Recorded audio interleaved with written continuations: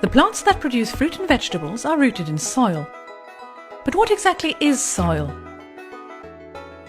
Soil is a living substance containing different elements whose interaction determines the health of the plants it supports. Soil contains minerals such as sand, silt and clay. The proportion of minerals in the soil determines its texture. It is the organic matter, called humus, that determines the soil's fertility. The humus is constantly being regenerated by the living organisms it contains. Soil is a rich reservoir of microorganisms.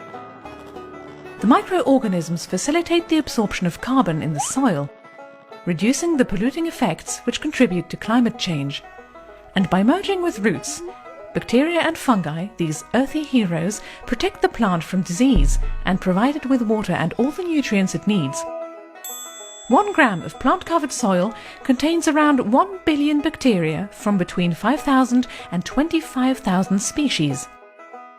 The other star of the soil is the earthworm, of which there are some 25,000 per hectare. In 1 year, several hundred tons of earth pass through the digestive tract of just a single one of these tireless workers. Worms also create tunnels, which help plants access nutrients and speed up absorption of air and water, which also prevents soil erosion. Soil health has a direct impact on human health, but soil is in danger. The use of pesticides and chemical fertilizers is sterilizing soil and killing living organisms. Deprived of organic nutrients, plants are becoming dependent on chemicals. Their natural defenses are weakened, and they need ever greater amounts of artificial inputs just to survive.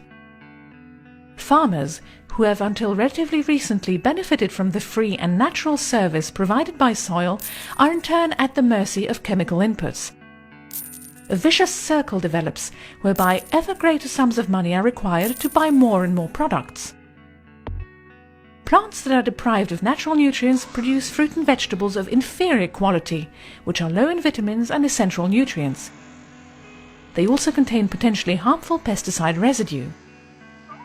Urgent action is needed, and there is a solution.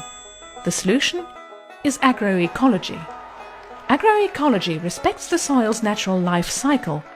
It can also re-inject new life in infertile soils by counteracting the harmful effects of chemicals. How?